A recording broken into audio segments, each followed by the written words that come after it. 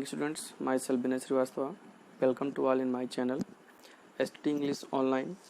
Dear students, today we are going to read the chapter The Bond of Love written by Kenneth Anderson of class 9th. Dear students, this is the part 1 of the chapter, so let us discuss the chapter.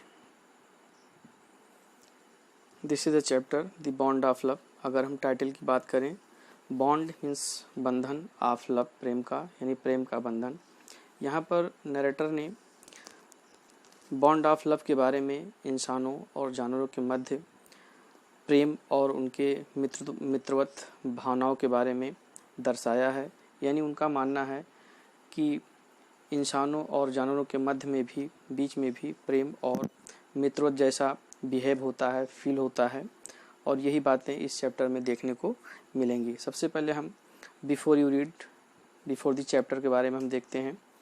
Can there be love and friendship between human beings and wild animals. यहाँ पर narrator ने ये पूछा है, ये बताने की कोशिश किया है कि क्या ह्यूमन बींग्स, इंसानों एंड वाइल्ड एनिमल्स और जानवरों के मध्य में प्रेम और फ्रेंडशिप, मित्रता हो सकती है।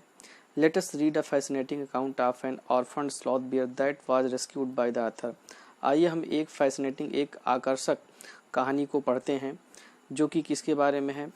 An orphaned sloth bear, जो एक अनाथ स्लॉथ बियर के बारे में है। That was rescued by the author, जिसे आर्थर यानी नरेटर के द्वारा, लेखक द्वारा उसे क्या किया जाता है, रेस्क्यू किया जाता है, बचाया जाता है।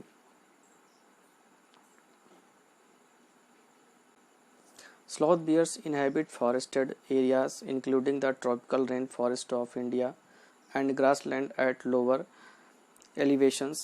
यहाँ पर बताया गया है कि जो स्लॉथ बियर होते हैं ये कहाँ पर रहते हैं, तो इनहेबिट फॉरेस्टेड एरिया, ये जंगल के एरिया में रहते हैं। Including the tropical rain forest of India, Bharat के उष्णकटिबंधीय रेन फॉरेस्ट, वर्षा वन वाले क्षेत्र में, and grass land at lower elevations, और निचले ऊंचाई वाले ग्रास लैंड, चरागाह में या घास के मैदान में ये जो है रहते हैं। Sloth bears have very saggy hair and long muzzles. जो स्लॉथ बियर होते हैं इनके जो बाल होते हैं काफ़ी सैगी होते हैं, काफ़ी लंबे और थिक होते हैं, एंड लॉन्ग मजल्स, और इनकी जो नाक होती है काफ़ी लंबी होती है। यूजिंग दियर क्लास टू दिग, इनके जो पंजे होते हैं इनका इस्तेमाल ये डिग, खोदने में करते हैं। They can then use their lips to form a tube, उसके बाद ये अपने लिप्स को एक ट्यूब के फॉर्म में बदल देते हैं। Which can go deep into the ground, जो ज़मीन के काफ़ी गहराई में चला जाता है। और into hard to reach areas like dead trees for their food, या अपने भोजन को तलाश करने के लिए ये हार्ड टू रीच एरियाज, ये बहुत हार्ड, बहुत सख्त क्षेत्रों में पहुंच जाते हैं। लाइक डेड ट्रीज, जैसे सूखे वृक्ष होते हैं उनके अंदर भी ये प्रवेश कर जाते हैं। फॉर दियर फूड, अपने भोजन के लिए। Their main food is termites, इनका जो मुख्य भोजन होता है, मुख्य आहार होता है, इज टर्माइट्स, वो दीमक होता है। You can hear them suck up their food from several feet away, आप इन्हें अपना भोजन सक करते हुए, अपना भोजन ग्रहण करते हुए इन्हें आप कई फीट दूर से भी इनको क्या कर सकते हैं, सुन सकते हैं। तो ये स्लॉथ बियर के बारे में था। अब आगे हम चैप्टर देखते हैं। यहाँ पर अगर हम थोड़ा सा शॉर्ट स्टोरी के बारे में बताना चाहेंगे, इसमें जो नरेटर है वो एक्सीडेंटली इस स्लॉथ बियर को प्राप्त करता है।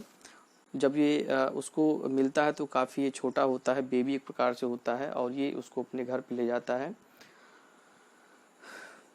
घर ले जाने के बाद घर के जितने भी मेंबर्स होते हैं इनसे काफ़ी अटैच हो जाता है। स्पेशली उसकी जो डायरेक्टर की जो वाइफ होती है वो काफ़ी इस स्लॉथ बियर से प्रेम करती है, और इस प्रकार उसका नाम भी अपने हिसाब से क्रिस्टियनिंग करती है, बाबा रख देती है, और काफ़ी समय तक दोनों में बहुत ही अटैचमेंट था। लेकिन धीरे धीरे जैसे उसकी उम्र बढ़ती गई, वो बियर उसका शायद भी जो है काफ़ी बढ़ता गया, और एक प्रकार से राइटर को लगा, बाकी अदर मेंबर्स को लगा कि अब ये इतना बड़ा हो चुका है कि इसको घर में रखना अब ठीक नहीं है, और फिर बाद में डिसाइड होता है कि इसको जू में भेज दिया जाए। काफ़ी समय उसको जू में रखा जाता है, लेकिन राइटर की जो वाइफ होती है काफ़ी चिंतित रहती है, परेशान रहती है। वो स्लॉथ बियर के बगैर नहीं रह सकती, अपने बाबा के बगैर नहीं रह सकती थी। इसलिए जो है वहाँ के सुपरिटेंडेंट के परमिशन के द्वारा वो उसको पुनः अपने घर वापस लाती है और फिर से दोनों में वही अटैचमेंट रहता है, फिर से दोनों में वही अफेक्शन देखने को मिलता है। तो आइए हम चैप्टर को देखते हैं।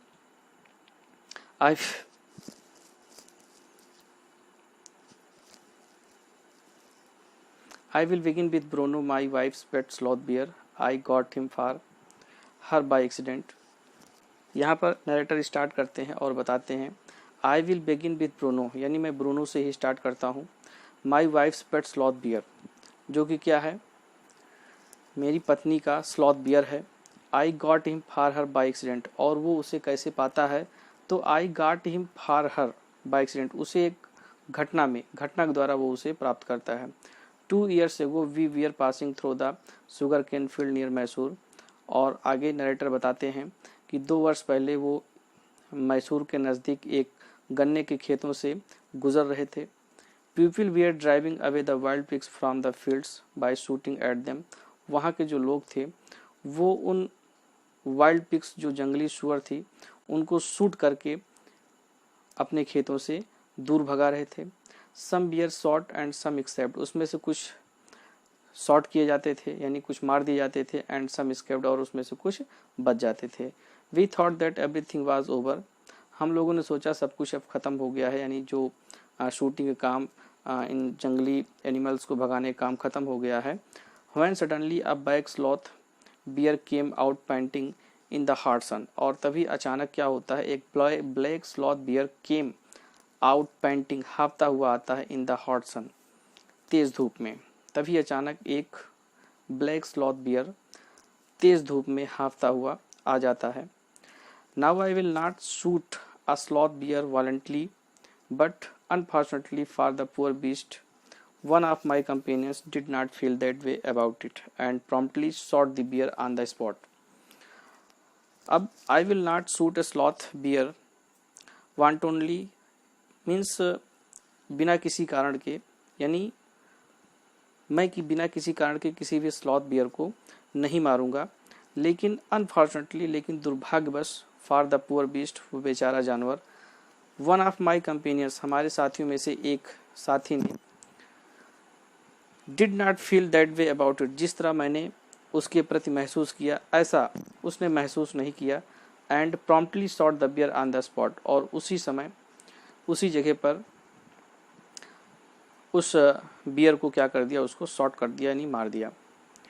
As we watched the fallen animal we were surprise to see that the black fur on its back moved and left the prostrate body.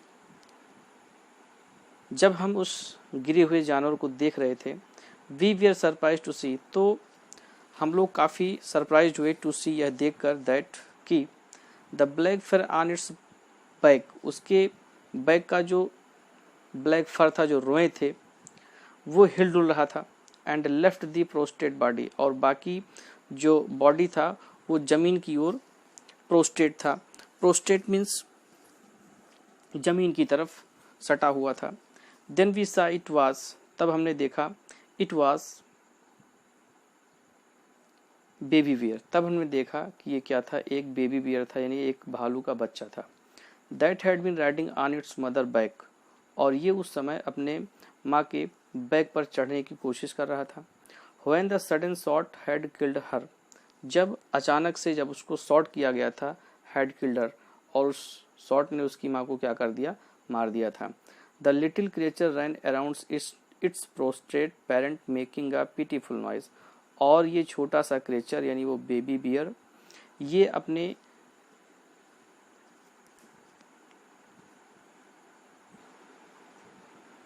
माँ की पोस्ट्रेट बॉडी के चारों ओर पिटीफुल नॉइज, दयनीय आवाज़ करते हुए चारों ओर राउंड राउंड चक्कर लगा रहा था। I ran up to it to attempt a capture, मैं इसे पकड़ने के लिए दौड़ा। It scooted into the sugarcane field, और ये क्या हुआ, scooted into the sugarcane field, ये गन्ने के खेत की तरफ भाग गया। Following it with my companions, मेरे दोस्तों के द्वारा इसका पीछा किया गया। I was at last able to grab it by the scruff of it's neck while it snapped and tried to scratch me with its long hooked claw. I was at last able to grab it, और फिर अंत में मैं इसे grab करने में, पकड़ने में सफल हुआ। By the scruff of its neck, इसकी गर्दन के द्वारा। While it snapped, और तब ये स्नैप कर रहा था। And tried to scratch me, और मुझे स्क्रैच करने की कोशिश कर रहा था। Me with its long, अपने लंबे और हुक्ड क्लास, और अपने हुक्ड पंजों के द्वारा मुझे स्क्रैच करने की, खरोचने की कोशिश कर रहा था। We put it in one of the gunny bags we had brought, and when I got back to Bangalore, I duly presented it to my wife. We put in one of my gunny bags, हमने इसे अपने bags यानी झोले में रख लिया। We had brought, हम इसे अपने साथ ले गए। And when I got back to Bangalore, और जब हम बंगलौर वापस आए, I duly presented it to my wife, तब मैंने अपनी वाइफ को इसे प्रेजेंट किया यानी दिखाया। डल यानी विधिवत, उसको जो है शो किया, दिखाया। She was delighted, उसे देखकर वो काफ़ी खुश थी। She at once put a colored ribbon around its neck, और तुरंत उसने यानी उसकी वाइफ ने उसके गले के चारों ओर एक कलर्ड, रंग बिरंगा रिबन पहना दिया। And after discovering the cub was a boy, she christened it Bruno, और जब उसे ये पता चला कि ये जो कब है, ये जो बच्चा है, ये बॉय है, मीन्स ये मेल है, और तभी उसने उसका नाम रख दिया Bruno. Bruno soon took to drinking milk from a bottle, शीघ्र ही ब्रूनो बोतल के द्वारा दूध पीना शुरू कर दिया। It was but a step further, ये आगे की ओर बढ़ा हुआ उसका पहला स्टेप था, पहला कदम था। And with in a very few days, और बहुत ही कम दिनों में ही स्टार्टेड ईटिंग, उसने खाना शुरू कर दिया। एंड ड्रिंकिंग एवरीथिंग एल्स, और लगभग हर चीज़ें पीना शुरू कर दिया, यानी हर चीज़ें खाना पीना उसने स्टार्ट कर दिया। And everything is the right word, और राइट वर्ड यानी सही शब्दों में कहा जाए तो एवरीथिंग यानी कोई भी ऐसी चीज़ नहीं थी जिसे वो खाता नहीं था। For he ate porridge made from any ingredients, क्योंकि ही एट पोरीज, वो पोरीज यानी दलिया खाता था। मेड फ्रॉम एनी इंग्रेडिएंट्स, किसी भी अपघटक के द्वारा बनाया गया। Vegetables, fruit, nuts, meat specially pork, meat भी खाता था, और विशेष रूप से पोर्क का बना हुआ, मीन्स जो सुअर का मांस होता है उसका। करी and rice regardless of condiments and chillies, मसाले और चिलीज़ भी खाया करता था। Bread, eggs, chocolates, sweets, pudding, ice cream, etcetera etcetera etcetera, यानी तमाम चीज़ें हैं, इसमें से बहुत सारे नाम दिए गए हैं। इसके अलावा भी बहुत सारी चीज़ें हैं जिसे वो खाया करता था। एज़ फॉर ड्रिंक, जहाँ तक पीने का सवाल है, milk, tea, coffee, lime juice, aerated water यानी soda water, butter milk, beer, alcoholic liquor, and in fact anything liquid, ये सारे आइटम दिए गए हैं ड्रिंकिंग वाले, पीने वाले, जैसे दूध हुआ, tea, coffee, lime juice, aerated water, soda water, butter milk, beer, alcoholic liquor यानी शराब कह सकते हैं, एंड इनफैक्ट, और वास्तव में, एनीथिंग लिक्विड, कोई भी तरल पदार्थ, कोई भी लिक्विड वो पीता था। It all went down with relish, it all went down with release, और ये बड़े आनंद से सारी चीज़ों को क्या करता था, ईट किया करता था, खाया करता था। The bear became very attach to our two Alsatian dogs, writer जो है उसके यहाँ 2 एल्सेसन कुत्ते थे, और जो बियर था वो काफ़ी उन एल्सेसन डॉग से काफ़ी घुल मिल गया था।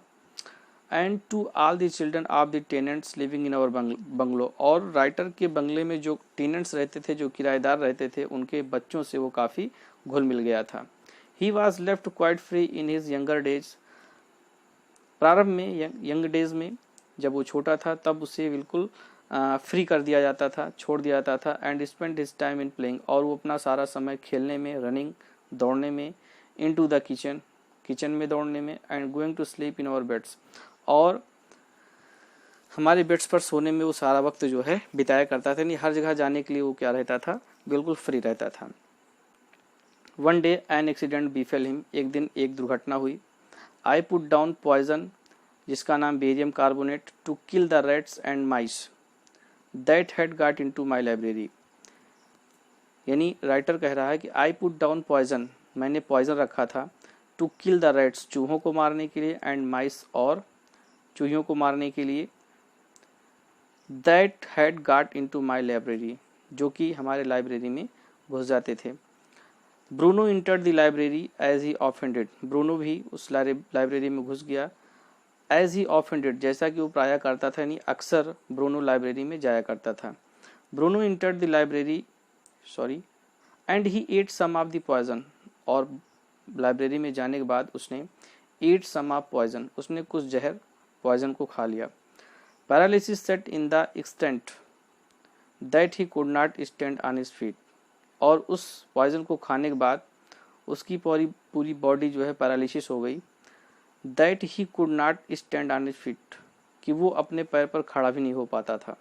But he dragged himself on his stumps to my wife, लेकिन वो ड्रैगिंग करते हुए, रगड़ते हुए, वो on his stumps to my wife, लेकिन वो अपने पैरों पर रगड़ते हुए वो मेरी वाइफ के पास तक पहुंचा। हु कॉल्ड मी, जिसने मुझे बुलाया, और जब बुलाया तो आई गेस, तो मैंने अनुमान लगा लिया, व्हाट हैड हैपेंड, कि क्या हुआ। Off I rushed in the car to the vet's residence, और मैं तुरंत कार से वेट्स रेजिडेंस, जानवरों के डॉक्टर के पास पहुंचा।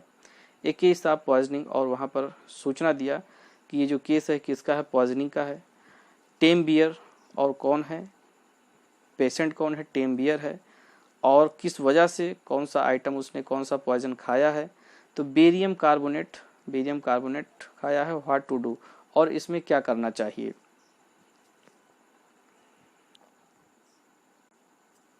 Out came his medical books, doctor अपनी मेडिकल की बुक लेकर बाहर आते हैं। And a feverish reference to index began, और बड़ी क्विकली, फेवरिस बहुत ही शीघ्रता से, टू इंडेक्स बिगेन, उस बुक का जो इंडेक्स होता है उसको देखना शुरू करते हैं। व्हाट पॉइजन डिड यू से, पूछते हैं राइटर से कि कौन सा पॉइजन आपने बताया सर, श्रीमान जी। तो जवाब देते हैं बेरियम कार्बोनेट। एस बी बा बेरियम, यानी अल्फ़ाबेट से उसको सर्च किया जाता है इंडेक्स में, तो उसी तरह BA barium, salt barium carbonate. Symptoms, अब उसमें सिम्टम्स यानी बेरियम कार्बोनेट्स को यूज़ करने के बाद सिम्टम्स क्या होते हैं, लक्षण क्या होते हैं। पैरालिसिस ट्रीटमेंट, तो जो सिम्टम्स था वो पैरालिसिस का सिम्टम है कि इसको खाने के बाद जानवर को पैरालिसिस हो जाता है। लेकिन इसका ट्रीटमेंट क्या है, तो ट्रीटमेंट में इंजेक्शंस ऑफ, यानी इसमें इंजेक्शंस दिए जाते हैं। जस्ट अ मिनट, फिर डॉक्टर बोला just a minute sir, I will bring my syringe and the medicine, और डॉक्टर ने कहा कि मैं अपनी सिरिंज और अपनी मेडिसिन जो है लाता हूँ। It dash back to the car, writer अपनी कार के पास वापस गया ब्रूनो को लाने के लिए। Bruno still floundering about on his stumps,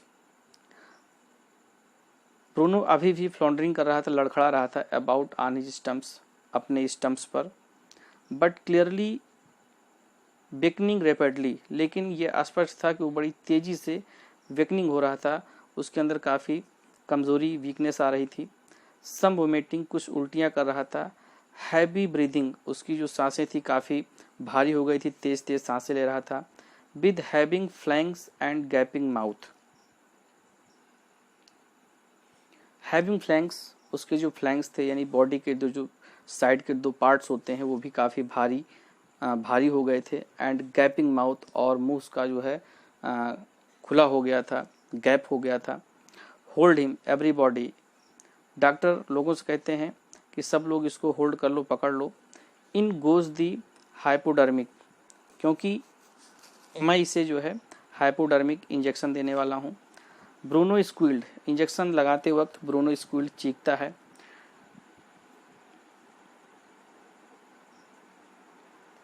10 cc of the antidotes enters his system without a drop being wasted।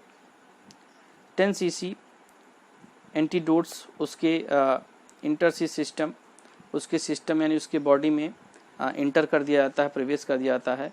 Without a drop being wasted, बिना एक ड्रॉप को वेस्ट किए बिना। 10 मिनट्स लेटर, 10 मिनट के बाद।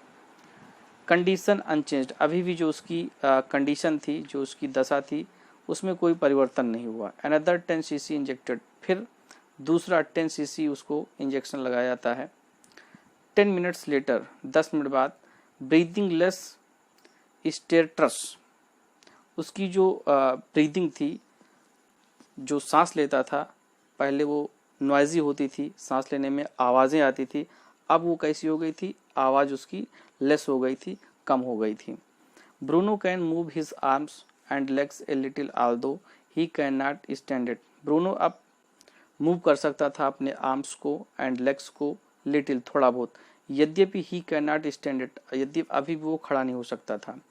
30 मिनट्स लेटर, लगभग 30 minute के बाद। ब्रूनो गेट्स अप, ब्रूनो खड़ा हुआ। And has a great feed, और उसने खूब खाया। ही लुक्स एट अस डिसडेनफुल्ली, और उसने हम लोगों की तरफ डिसडेनफुल्ली देखा, एक प्रकार से उपेक्षित नज़रों से, तिरस्कार ढंग से देखा। As much as to say what is barium carbonate to a big black bear like me, ऐसा लग रहा था, वो कहना चाह रहा था कि what is barium carbonate to a big black bear like me, मुझ जैसे बड़े ब्लैक बियर के लिए ये बेरियम कार्बोनेट क्या चीज़ है। Bruno is still eating, Bruno अभी भी ईटिंग कर रहा था, यानी खा रहा था। Another time he found nearly 1 gallon of old engine oil, which I had drained from the sump of the Studebaker and was keeping as a weapon against the inroads of termites. दूसरी बार he found nearly 1 gallon of old engine oil, which I had drained from sump of the Studebaker. उसने लगभग 1 gallon old engine oil को क्या कर लिया था, use कर लिया था, जिसे I had drained from the sump of the Studebaker, जिसे मैंने अपनी स्टूडबेकर, एक अमेरिकन पुरानी कार होती है, उसके सम्प से, उसके टैंक से क्या किया था, निकाल कर रखा हुआ था। And was keeping as a weapon, और उसका इस्तेमाल एक वेपन के रूप में करने वाला था। Against the inroads of termites, जानवरों का जो इनरोड्स होता है, उनका जो अतिक्रमण होता है, टर्माइट्स जो दीमक का जो इनरोड्स होता है, मीन्स उनका जो अतिक्रमण होता है, घुसपैठ होता है, उसके विरुद्ध उस आयल को वो एक वेपन के रूप में क्या करता, इस्तेमाल करता। He promptly drank the lot, उसने प्रॉम्प्टली ड्रैंक पी लिया था, लॉट काफ़ी मात्रा में। But it had no ill effects whatever, लेकिन फिर भी इसका उसके ऊपर कोई दुष्प्रभाव नहीं पड़ा। द मंथ्स रोल्ड ऑन, कई महीने बीत गए। And Bruno had grown many times the size, और ब्रूनो अब अपनी उम्र से, जब वो पहले आया था तब से वो कई गुना साइज में क्या हो गया था, बड़ा हो गया था। ही वॉज व्हेन ही केम, जब वो, जिस समय वो आया था, यानी जिस समय वो आया था उस समय उसकी जो साइज थी, उसकी अपेक्षा आज उसकी साइज काफ़ी गुना जो है बड़ी हो गई थी। He had equalled the Alsatian in height, लगभग ऊंचाई में, हाइट में वो एल्सेसन डॉग्स के बराबर हो गया था। And had even out grown them, और शायद वो उनसे भी ज़्यादा आउटग्रोन कर चुका था, उनसे भी ज़्यादा साइज में बड़ा हो गया था। But was just as sweet, लेकिन अभी भी वो बहुत ही स्वीट, जस्ट एज मिस्चीवियस, उतना ही शैतान, जस्ट एज प्लेफुल, और उतना ही प्लेफुल था। And he was very fond of us all, और वो हम लोगों के लिए बहुत ही फॉन्ड ऑफ था, यानी बहुत चाहत रखता था। Above all he loved my wife, और इन सबसे ज़्यादा ही लव्ड माई वाइफ, वो मेरी पत्नी से बहुत ही ज़्यादा प्रेम करता था। And she loved him too, और वो भी उसे बहुत ज़्यादा प्रेम करती थी। She had changed his name from Bruno to Baba, और इस प्रकार उसने, यानी उसकी वाइफ ने, उसका नाम जो ब्रूनो था, ब्रूनो से बदलकर उसका नाम बाबा रख दिया। ए हिंदुस्तानी वर्ड सिग्निफाइंग स्मॉल बॉय, एक हिंदुस्तानी ऐसा नाम जो एक छोटे से लड़के के लिए क्या करता है, सिग्निफाई करता है, यानी छोटे से बच्चे की एक विशेषता बताता है। And he could do a few tricks too, और वो कुछ ट्रिक्स भी कर सकता था, कुछ करतब भी कर सकता था। एट द कमांड बाबा, जैसे कि अगर उसको कमांड दिया जाए बाबा रेशल, कि बाबा रेशल करो, आर बाबा बॉक्स, या बाबा बॉक्स यानी बॉक्सिंग करो, तो ही vigorously tackled anyone who came forward for rough and tumbled, तो बहुत ही एनर्जी से, विगोरसली बड़ी ही ताकत से, टैकल्ड एनीवन किसी को वो क्या कर सकता था, टैकल्ड कर सकता था, किसी का भी सामना कर सकता था, हु केम फॉरवर्ड जो उसके सामने आता था, फॉर रफ एंड टम्बल्ड और उसे क्या करता था, बहुत ही वीरता से उसे टम्बल्ड यानी उसे गिरा देता था। गिव हिम ए स्टिक, अगर उसे कोई स्टिक दे दिया जाए, एंड से और कहा जाए बाबा होल्ड गन, कि गन को होल्ड करो, पकड़ो, and he pointed the stick at you, तब वो एक स्टिक लेता और आपकी तरफ उसको क्या कर देता था, एम कर देता था, पॉइंट कर देता था। आस्क हिम, उससे पूछो बाबा, वेयर इज द बेबी, कि बेबी कहाँ पर है, एंड ही इमीडिएटली प्रोड्यूस्ड, और फिर वो तुरंत प्रोड्यूस करता था, एंड क्रेडल अफेक्शनेटली, और क्रेडिल करने लगता था यानी झुलाने लगता था, अफेक्शनेटली स्नेहपूर्वक, ए स्टम्प ऑफ वुड, लकड़ी के एक स्टिक को क्या करने लगता था, वो बहुत ही स्नेहपूर्वक बड़े ही प्रेम से उसको क्रेडिल करने लगता था, झुलाने लगता था, यानी बेबी को दर्शाता है कि वो जो स्टम्प ऑफ वुड है वो उसे क्या करने लगता था, प्रेम पूर्वक झुलाने लगता था। Which he had carefully concealed in his straw bed, जिससे वो अपने स्ट्रा बेड में, घास फूस का जो उसका बिस्तर होता है उसी में वो क्या करता था, सावधानी पूर्वक उसे कॉन्सील करके रखता था, छिपा कर रखता था। But because of the tenants children, लेकिन टेनेंट्स चिल्ड्रन के कारण यानी किराएदार के बच्चों के कारण, poor Bruno or Baba had to be kept chained most of the time, अधिकांश समय इन बच्चों की वजह से ब्रूनो यानी बाबा को चेन में बांध कर रखना पड़ता था। So dear students, this is the part 1 of the chapter. The remaining portion you will read in the next part. Thank you.